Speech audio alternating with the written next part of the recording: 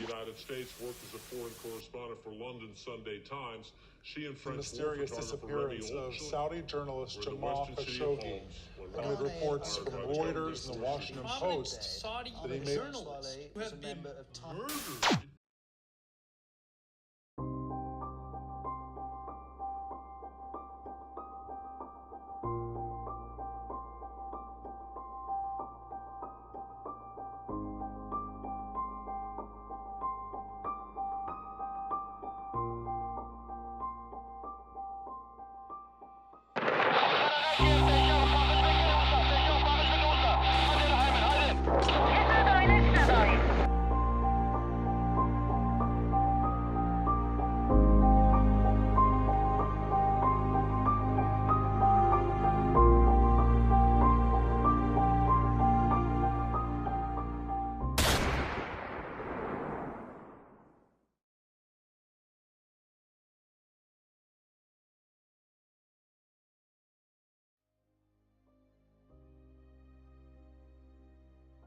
I don't think so.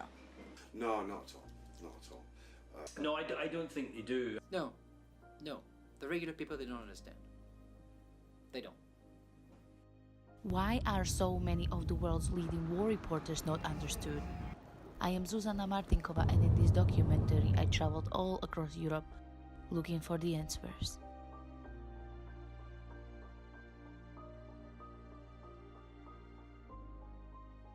My journey into journalism is rather a strange and convoluted one. I trained at Glasgow School of Art as a painter. So in a way I came into journalism through the back door. I was primarily a photographer, and when I came into journalism, although I've always written, so I trained at art school here in Glasgow, didn't do any formal sort of journalism training or whatever, and made a first sort of foreign trip in the sort of late 70s, early 80s to Nicaragua at that time, just after the Sandinista Revolution. And I went there just speculatively on my own with the camera, taking photographs, managed to write a few things, and it just mushroomed from there. So before I knew where I was involved in journalism, and from there on in I've been involved in journalism ever since. I kind of got drawn into the conflict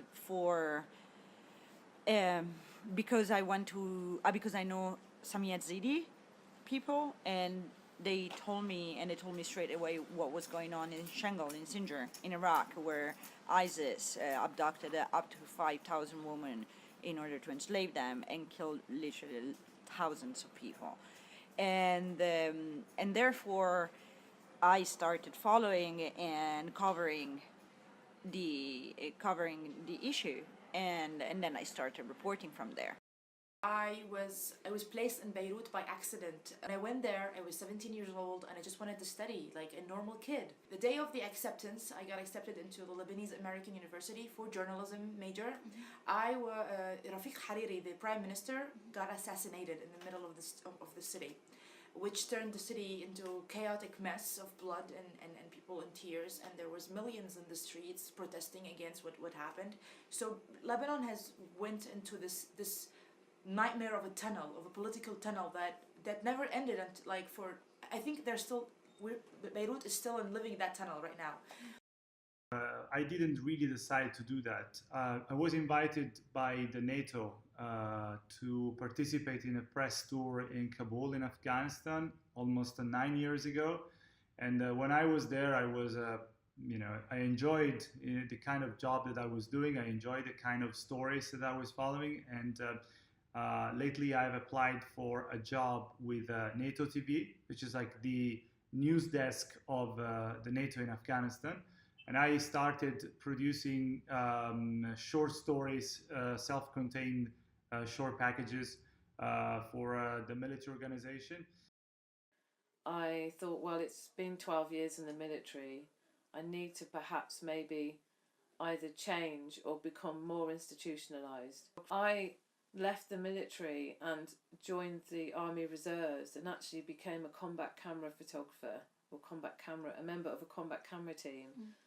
As a British Army photographer, carrying a weapon and a camera.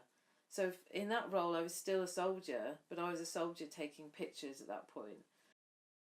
The between 2005 until 2006, before the Israeli-Lebanese war, everything was kind of stable according to Lebanese standards. Stable by that I mean we are still eating a sandwich and we're still alive, but in the other street maybe there was a bomb. But in like 5 minutes things changed. Beirut is really a city that is defined by moments. Like from one moment to another, you don't know what the hell is gonna happen. That's Beirut.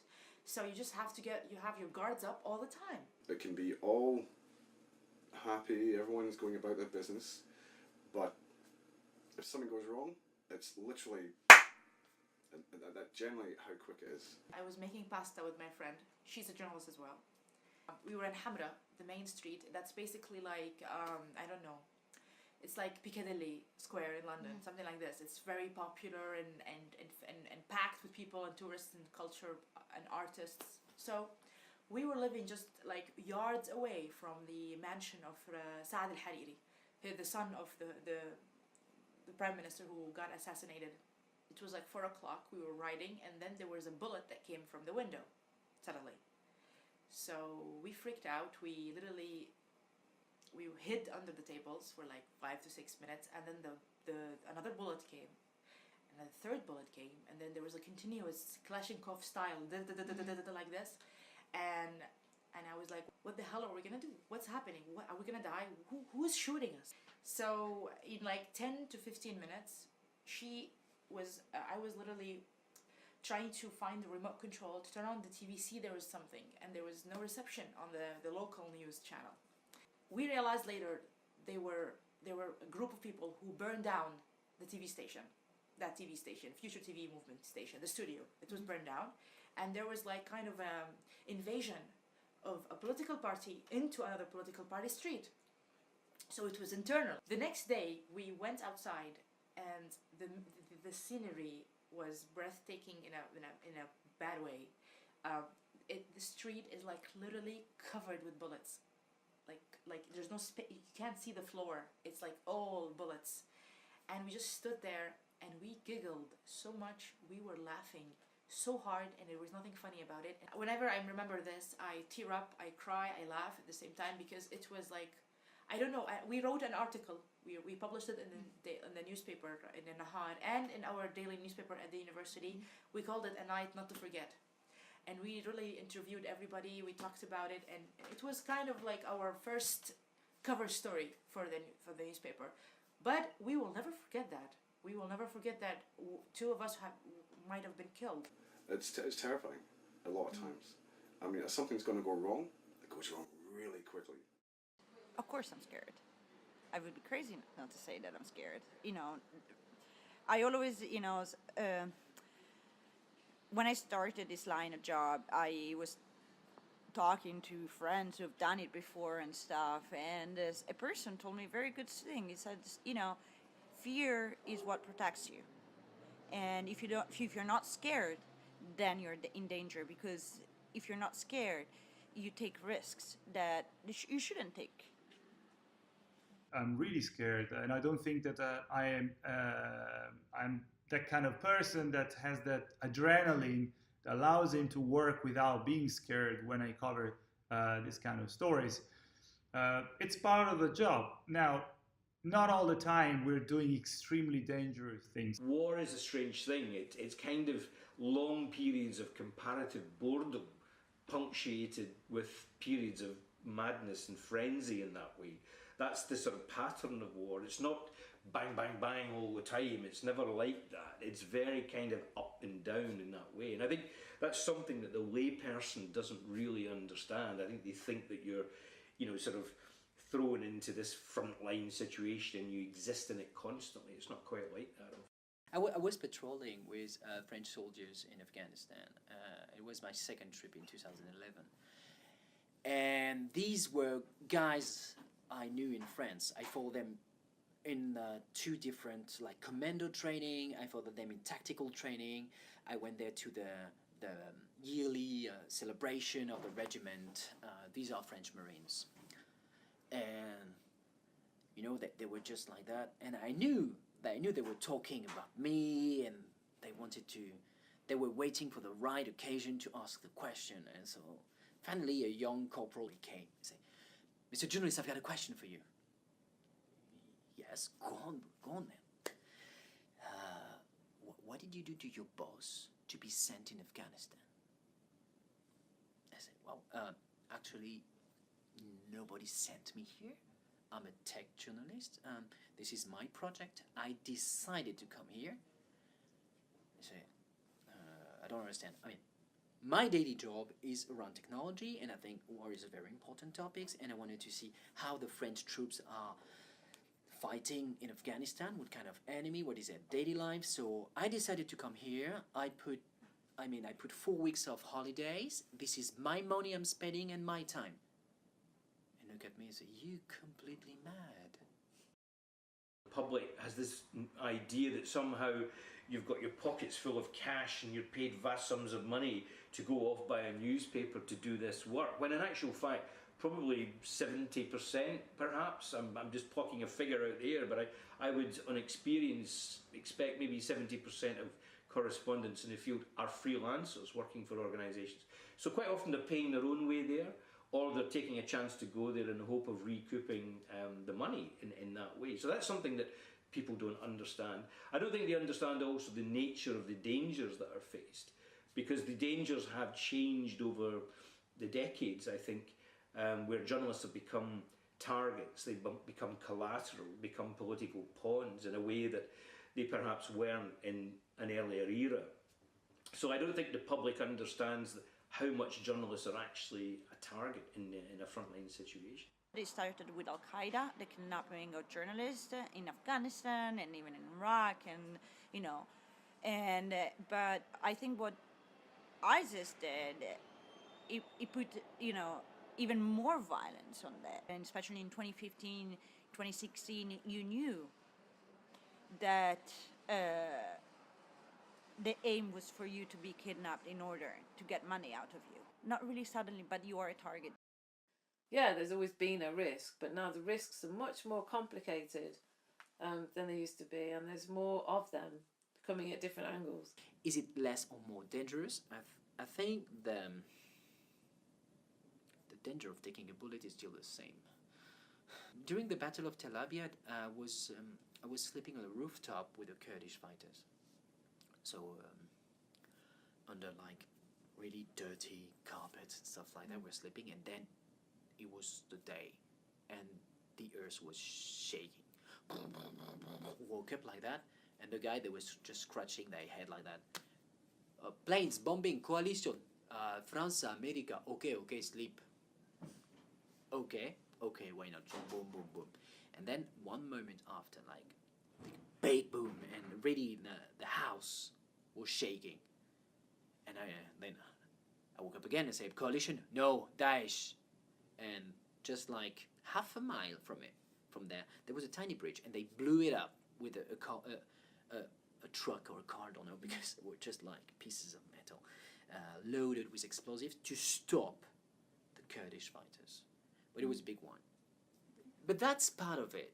There are bombings, there are shellings, and this was always a part of it. So you're surprised, but when you're tired, and it's a desert, you're in the middle of Syria, it's summer, it's very hot, and they say, coalition bombing planes, yeah, 1 kilometer, 2 kilometers, it matters to me really, but you're very tired, so you lay down and you sleep. But as for the targeting by Islamist group, because they can strike here in Paris, that changes a lot. Really, yes. And yes, when I was there, I thought about it. I thought about James Foley. Because what if, at that time I was at the front line. What if there is 40 Daesh militants, and they kill all the guys, and then they realize I'm a French guy? Mm-hmm. I would have been the next one in an orange suit. And I think a bullet is okay, shelling is okay, a bomb is okay, an IED is okay, it's part of it. This, I don't want to die like a sheep.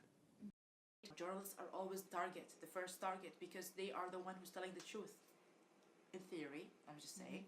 So they are the first to be killed or kidnapped. I was temporarily sort of held hostage and kidnapped in Bosnia in the last, it was in near Mostar in Herzegovina, and I was held for a few days there by some militia who I had been working alongside. It was the last months of the war, it was very chaotic, and in that area it was very difficult, again, in terms of what we've been talking about, to separate people who were actually militia and who were just criminals, frankly, and taking advantage of the war.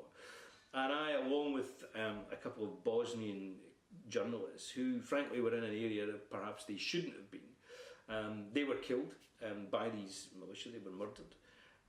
And I was held and taken out from the detention I had in this sort of farmhouse. And it was at night, and 3 of them, and a gun was put to my head, and it was effectively what you might describe as a mock execution. I'm never quite sure. The trigger was pulled, the gun didn't go off, there was some discussion between them, then they hit me on the head and I fell into a ditch, and the ditch, when I came to, they were gone, and the ditch was full of people, shall we say, less fortunate, who had been murdered there. So I have no reason to disbelieve that what they were doing was trying to execute me. I don't think it was a mock execution. I think they just messed up, frankly. They were very drunk, and I think something happened, and they just decided that I would probably die anyway because I had been beaten up. So that moment, I think, when I came out of that, I spent quite a long time in rehabilitation, physically. You know, I was quite badly beaten up, so there were physical wounds, but obviously psychologically it was quite tricky, given that, you know, do I want to go back into that kind of arena? They sacrifice a lot. I really wanted to ask the same question you're asking me, why you're doing this. You've got the feeling that there is a kind of addiction, for sure. There is a toll. They have to pay a mental price on that. On the job, and the level, the threshold of risk will be always higher, and ultimately they will cause post-traumatic stress disorder. And I think that all of us somehow suffer from this problem. The human mind, when you're exposed to so much violence, when you see devastation, when you see people dying in front of your eyes, it changes you. And I do agree that you need some kind of, sometimes, help. Psychotherapists, you know, I think PTSD is a thing. It's like literature for many, many years, kind of medicals, and they kind of overlooked what PTSD can do to you. It's like lack of sleepiness, and then, you know, but then again, everybody reacts very different in terms of, you know, especially of what you're exposed or you can use. You know, maybe I'm different from you. Maybe I see a kid and I start crying, and you see, it's like so subjective in so many different ways. There is this book from Stanley Green called Black Passport. It's a you know, Stanley Green is a very famous photographer. He just died last year, I think. I met him only once. He was a beautiful human being in a way, you know, very sensitive. He can connect with you very quickly. And he had a tough life. He died poor in Paris from a disease.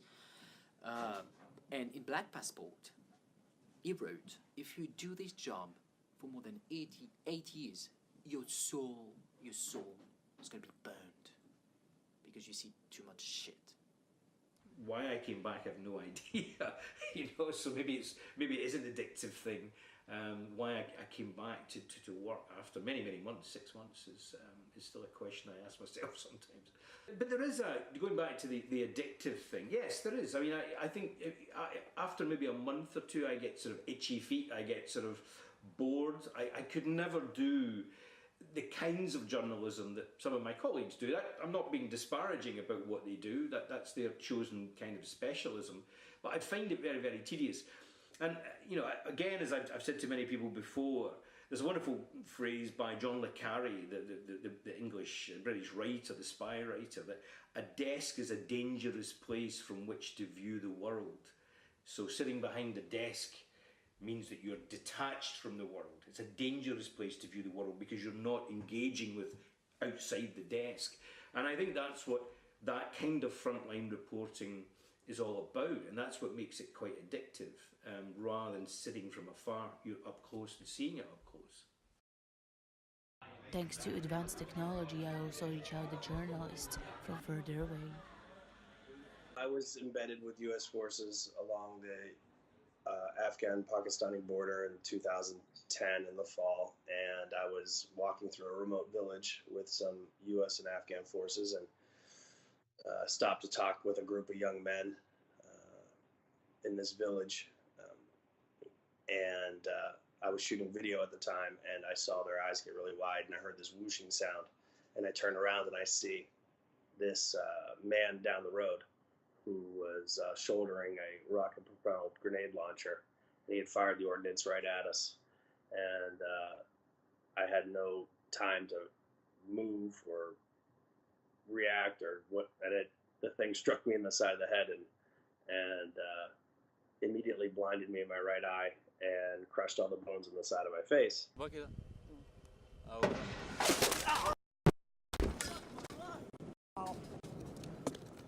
No. No. Hey, are you okay? No. Hey, wait a minute. RPG. What, I think I broke my arm from behind. Fortunately, it didn't go off. It hit me, and then it bounced off of me and hit the platoon leader in the elbow and clattered to the ground. And for whatever reason, it didn't explode, and that's why I'm here today.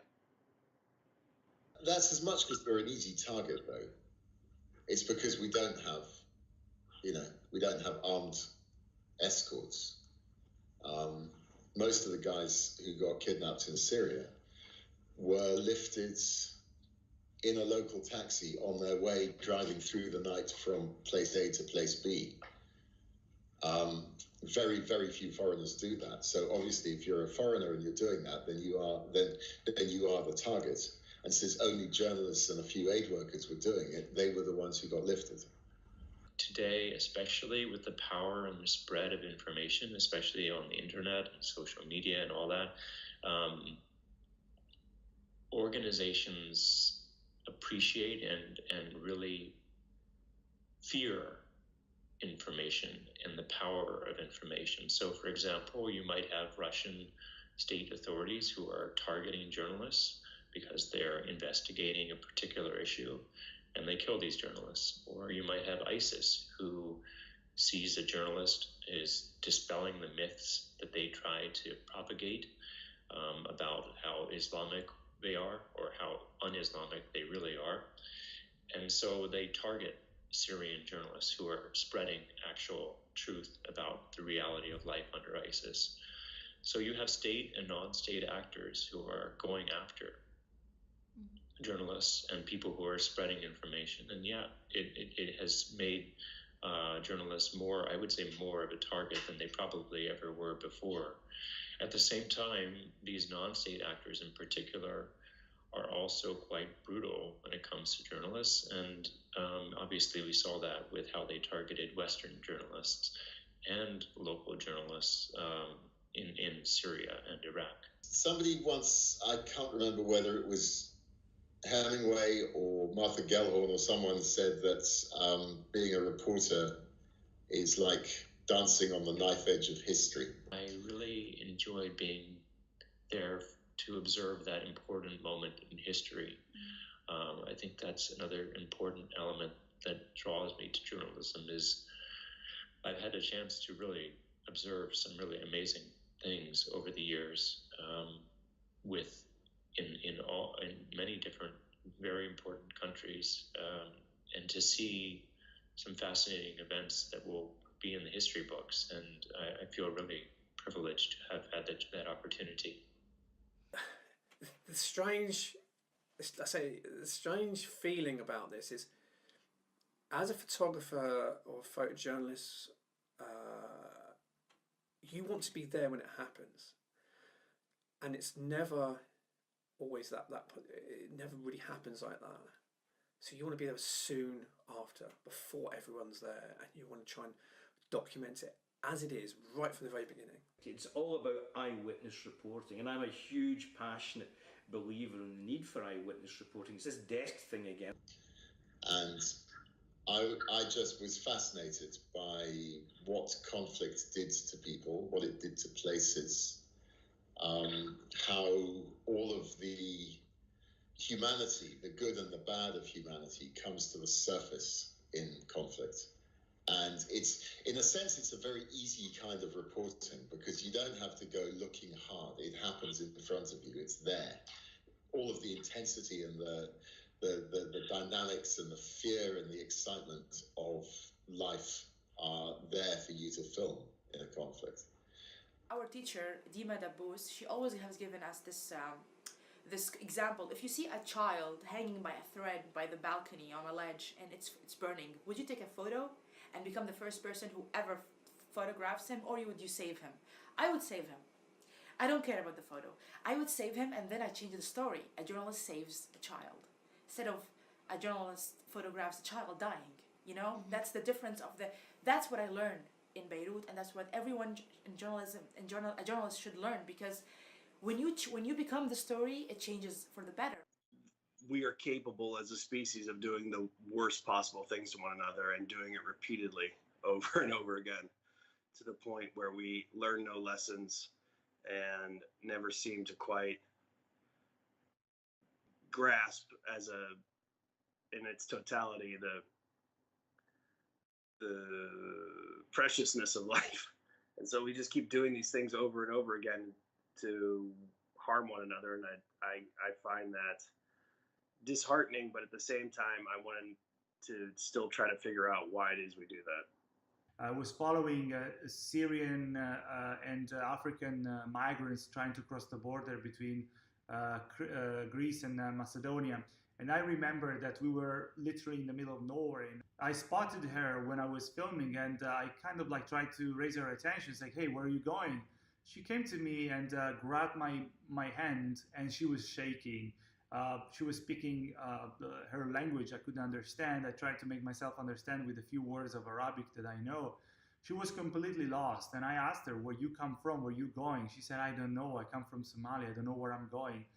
And that was the moment where I felt part of something, and I felt like this migration crisis, it's not probably what sometimes we see on TV of people necessarily just crossing on the boats. It's just like human beings trying to escape from something, going somewhere that they don't even know where. And I don't know, but that was probably the moment where I just understood how important was my job, to let the people understand back home about how, you know, these human beings like us are, you know, in danger, and we need to help them somehow. For me, it's something that grabs you deep down inside, that makes you you end up putting yourself through immense effort to try and go and record these images. Conflicts is probably the how difficult are the stories to be reported, because we're talking about human beings constrained by extreme conditions, and I always thought, and I always liked the idea of sacrifice a little bit of myself to give voice to these people and do what other journalists normally don't do. I wouldn't stop, because it is me who decided in the first place to become a journalist. It is me who decided in the first place to study in an unstable country, and it is me who decided to continue my life in a city where I don't know if I'm gonna be alive the next day. The fear factor, whatever happens, happens. You know, that was it. It was just, you know, if something happens to me, you know, it was worth the risk. That's how I viewed it, you know. It's a dangerous job for sure, but you know, somebody has to do it. And I think I have the willingness to actually risk my own life in order to tell those stories.